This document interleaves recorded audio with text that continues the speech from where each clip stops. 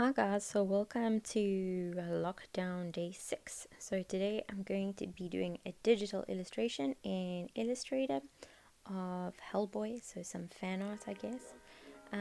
So I'm using my Wacom drawing tablet and Illustrator to create this. I'm using my paint tool, and what's really nice about using the paint tool is that with the drawing tablet is that even if your lines aren't perfect, the program seems to automatically smooth the lines out for you. So I've already obviously done my drawing, so I've put my drawing in and I've made it the very bottom layer and I've locked it, and in a new layer I'm doing my line work. So I suppose a lot of people might think that this is a bit of an evil illustration or something, but it's from the Hellboy movies, which I quite enjoy. I think he's a bit of a misunderstood and lovable character, and what I liked about him was that he turned down his powers and rejected the prophecy about him for sort of the good of man.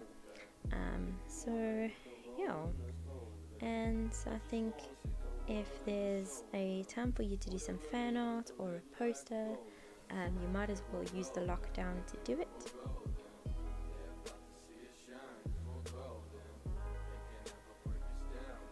So obviously I had to go and look up some references before I did my drawing. So I couldn't find an exact picture from the internet of Hellboy to sort of replicate or anything. So I had to get a bit inventive and I had to, as I say, go find some references. So my search history is going to be a bit pervy and there'll probably be like history of looking for pictures of shirtless men, but it is for art, I assure you. So I went to go find references of bodies and swords and Hellboy's face and his hand. So you can see I'm not tracing exactly over my drawing. I am kind of testing things out and improvising as I go. I'm adjusting things.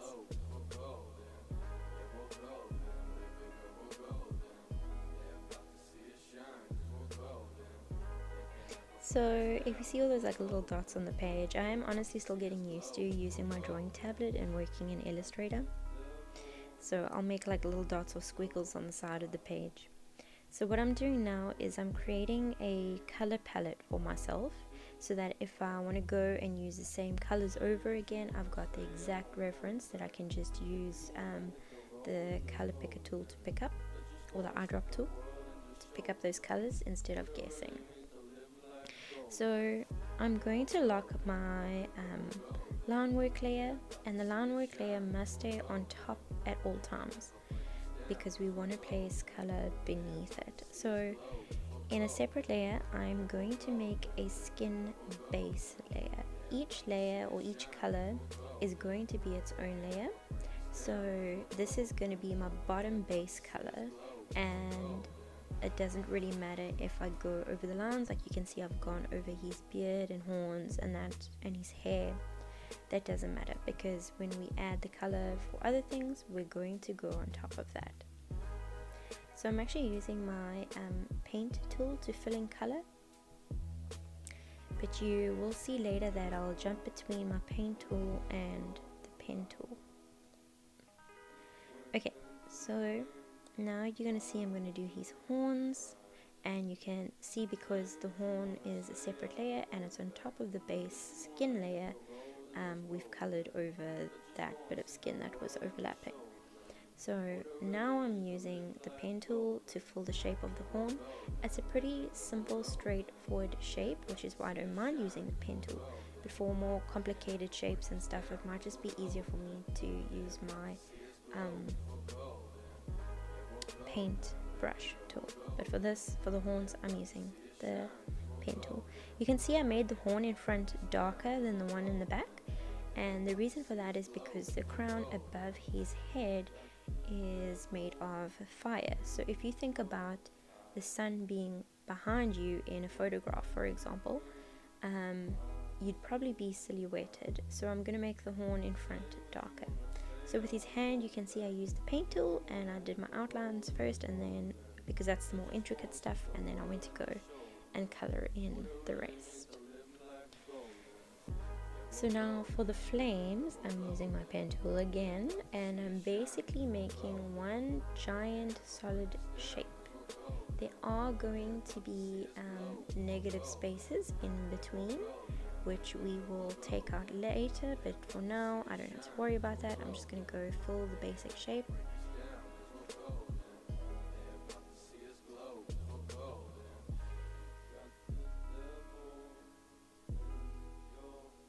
And just remember, each color is its own layer, or object, let's say. So yeah, the flame is its own layer, his horns is its own layer, etc, etc.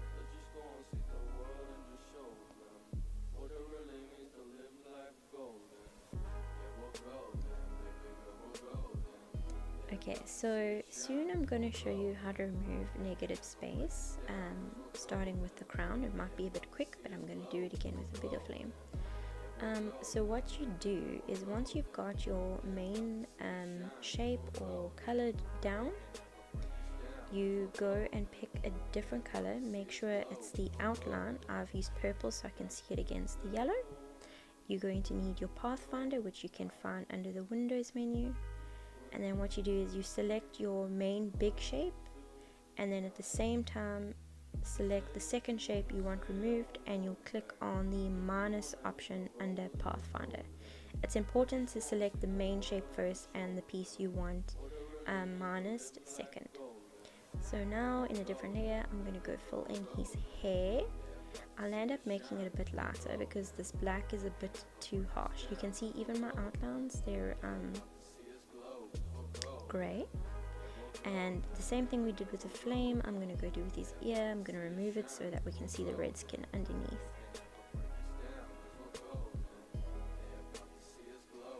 So speaking of outlines and stuff, you'll see my drawing was done in red. And when I know I'm going to be bringing a sketch or a drawing into Illustrator, I like to make sure it's a different color so that when you trace over it, you can see exactly where you're tracing. But if you've done a drawing in a dark color and you're trying to digitally draw or trace over it, you're going to get confused or you might miss some lines. So if you have a difference in color, then it's nice to see exactly what you've done.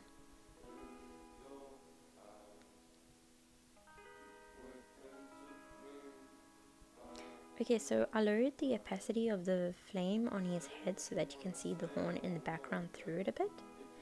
And now what I'm going to do is I'm going to make a shadow layer, but unlike how we've been doing it, like for example skin and hair is one layer, well, like skin is one layer, hair is one layer, horns is one layer.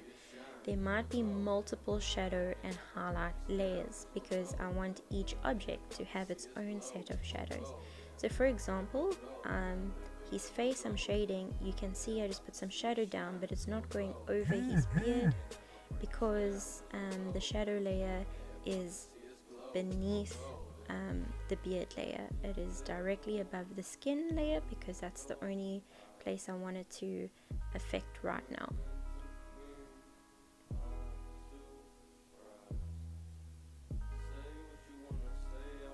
So I'm trying to shade his body, but you can see I'm going to change this up a bit. I'm not like a pro in anatomy or that, so I am actually kind of winging it right now. I don't exactly know where the curves and stuff should be. This is why it's good to have reference photos in front of you as well. I'm also working with the logic that the main light source is coming from the crown above his head, so the upper part of his body will be more highlighted and the lower part of his body will be more shadowed. I'm not going to use the flame coming from the sword because then there will just be light coming from everywhere. So I'm focusing with the light coming from above his head. So you can see now and again I make sure that I'm still recording what I'm doing, so I'm sorry if my screen recorder pops up in between. So now I'm adding highlights. Again, it's its own layer that I've put directly above the skin layer for now. And that's kind of touch and go. So you'll see I'll try something, remove it. And basically what I'm doing is I'm lowering the opacity between 50 to 60%, because I don't want the highlights to be too harsh. You still want to kind of see some of that red coming through. And what I didn't think about while I was doing this that I could maybe do in future is the closer the glow is to the light source, the opacity could be like, for example, 90%. And as I go lower down, like now on the bottom of his arm, it's further away from the light source, so I could make it at a much lower opacity, like for example 30%. That would make it slightly more realistic. So now I'm doing a shadow layer for his hand, so you can see it's a new shadow and highlight layer. I am giving his hand some more shading. It is a 2D piece of artwork, so I don't really want to get too in-depth or too complicated. I want to keep it as simple as possible. But his hand is a darker color already to his skin.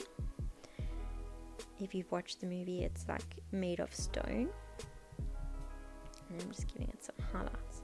So the reason I used blue to shade is because it's still quite dark, it's not quite as harsh as black, and it's also a nice complementary color to his red skin. So you can see now I'm using my paint tool to go add in some highlights by his hair, and then I can make some nice lines, so a little bit of detail, opposed to using the pen tool where you'd be filling in a shape. I want to be able to show lines and strokes. Okay, so now I'm adding some highlight and shadows to his horns.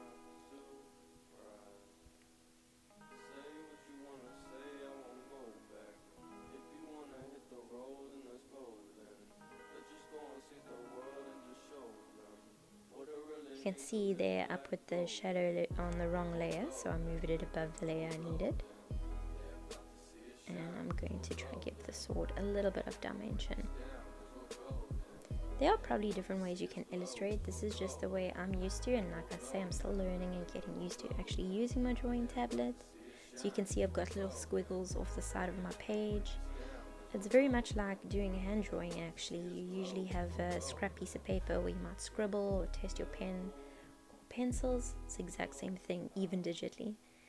So I wanted to keep the colors flat, but I'm gonna give the flame a gradient, and I've made the last color naught opacity so that the flame almost fades off. And now I'm testing for a background color. I wanted to go with black, but it was a little bit too harsh, so I actually landed up going with like a gray, a dark gray. And that's it, guys. Hope you enjoyed watching that.